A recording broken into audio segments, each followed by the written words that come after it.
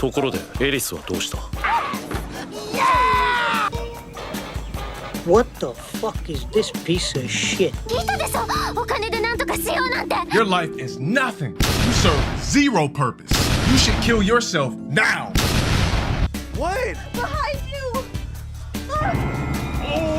Rise, Eris fans, we finally have a topic revolving around Eris this episode, and who better than the GOAT Ruijerd to bring the news to the table? But there's a lot that needs to be discussed here. Quick disclaimer, as of now I've already read volumes 1 to 20 of the light novels. I'll be giving my first impressions on this episode while also delving into cut content that I thought was worth mentioning, but I won't be covering everything that I saw was cut, so if you're sensitive to this type of content, watch at your discretion. There'll be no spoilers in the video, however, I might throw in a bit of speculation, but let's get right into it. Before we begin, I just wanted to point out that once again, this trend of rearranging and cutting certain things from the anime happens again in this episode. Chapters and overall content were also cut or summarized significantly in this episode. For this video, I'll focus on talking about the events that took place in this episode, while also referring to cut content that directly stems from what happened here. But I highly recommend you read volume 10, which is where this episode starts on, and the start of volume 11, which the latter half goes into, as there's lots to find out there.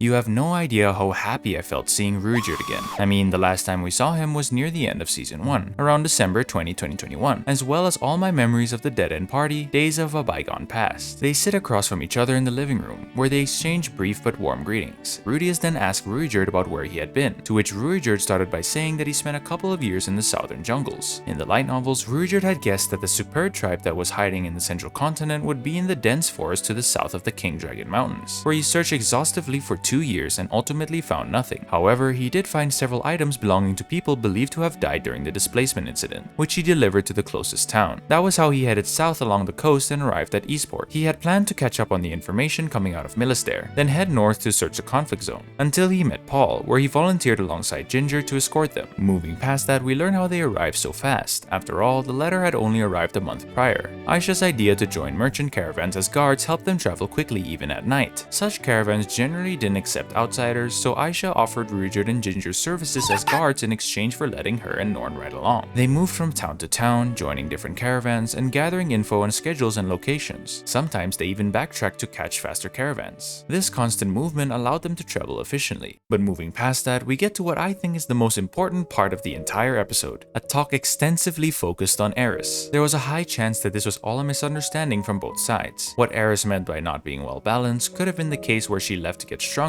so she could reach Rudius' level and then return. Though the damage was indeed done, and Rudius had suffered for 3 years as a result of it. But the GOAT, Ruijerd, simply speaks his mind and gives him a new perspective, pointing out Eris' struggle with words and how as a warrior was a problem most of them got bogged down with. Still, it was surprising to learn that Ruijerd would leave the next day. Ruijerd's reasons for leaving included not wanting to intrude and rumors of a devil to the east. However, he also expressed loneliness in his voice when he said that he found it difficult to stay. It must have been shocking for him to see Eris and Rudius apart after watching over them for years. Rudius worried about a rift in their friendship, with Eris being the glue. Ruijerd assures that they'll meet again, and he'll speak to her if he meets her. Following this in the light novels, after Sylphie tucked the kids to bed after their bath, Sylphie and Ruijerd introduced themselves, where Ruijerd acted a bit awkward and slightly curt, revealing Ruijerd's conflicted feelings about their marriage.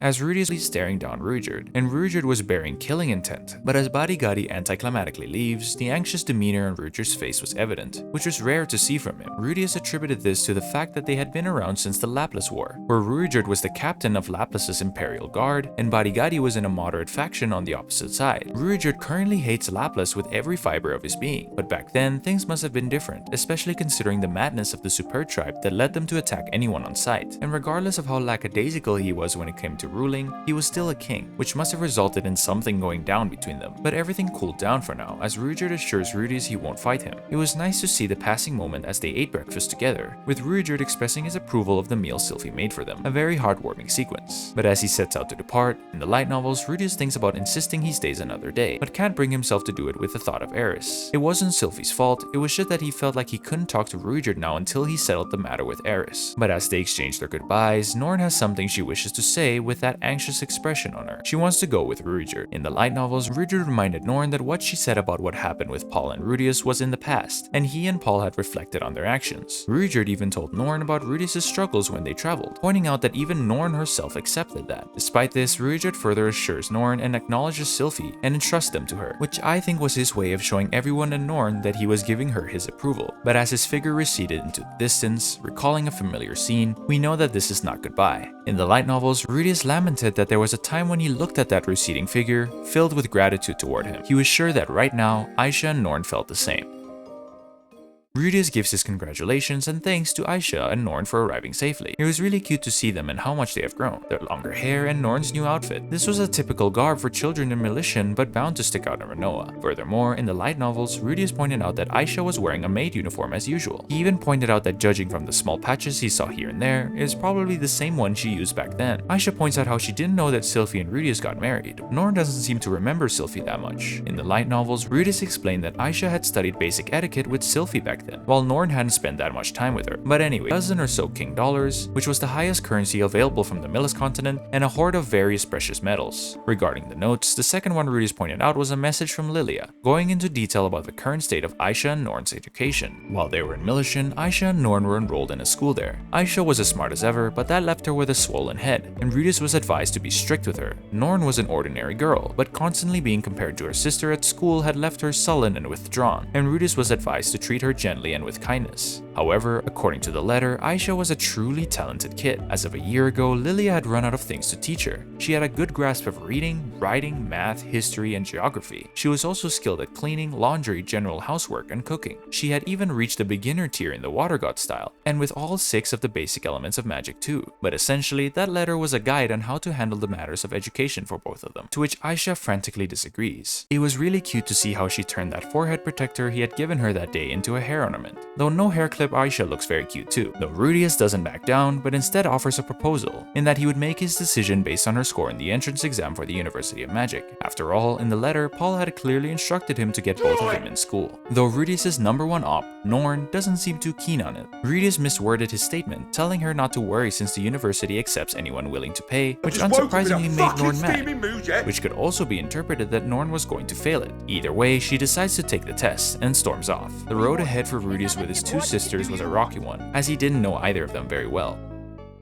Sylphie gives her opinions on the whole matter with Aisha and Norn, calmly and reasonably assessing the situation, giving Rudius a clearer and simpler perspective on the situation. One thing I wanted to point out is that in the anime, Sylphie still refers to herself as Boku, which is typically used by young males when they refer to themselves. This might be a testament to her still transitioning into her new life as Rudius' wife, and some habits haven't changed, but that's how they wrapped up their night together. I wonder if this paper signifying her test scores could be translated, but Aisha still aced it. Goes to show how smart she is. Even Genius was shocked to see a 10-year-old perform so well that he offered to admit her in as a special student under certain conditions. But that wasn't what he promised her, and Rudius now had a new maid, who happened to be his little sister. Norn didn't do too bad for her age, but it wouldn't be fair to compare her to Aisha. But as Rudius tries to offer her different possibilities of subjects she can choose to learn, Norn speaks up, telling Rudius that she wants to try to live in the dorms. But there was one particular part that was cut that you should know. In the light novels, Rudius realized that forcing Norn to stay might worsen her resentment. In his previous life as a shut-in, he avoided interactions with the outside world. His family tried various approaches to connect with him, like offering gifts and talking optimistically about his future, but it only made him withdraw further. He didn't want Norn to feel trapped like he did back then, living with Aisha, who sometimes acted condescendingly, and Rudius, who is seen as highly skilled, makes it hard for Norn to feel normal among exceptional siblings. Rudius empathized since he shared a similar situation with his brothers in his past life. As Rudius considers the idea, Aisha vehemently objects, feeling he's favoring Norn. She worked hard to ace her tests, studying with only a week's notice from Rudius while Norn didn't put in as much effort. Aisha was basically pressured to act as a family maid and treat Norn accordingly due to Lilia's guilt towards Zenith. The Latria family, a storied family with strong views on adultery and social status, likely favored Norn over Aisha. Rudius tries to reassure Aisha, temporarily resolving the issue. In the light novels, Rudius realized how circumstances strained their relationship. Zenith's family had treated Aisha as the illegitimate daughter of Paul's mistress. Due to this, Aisha worked hard to be better than Norn at everything. Paul hadn't treated them differently, but their relationship was as such, which was heartbreaking to think about.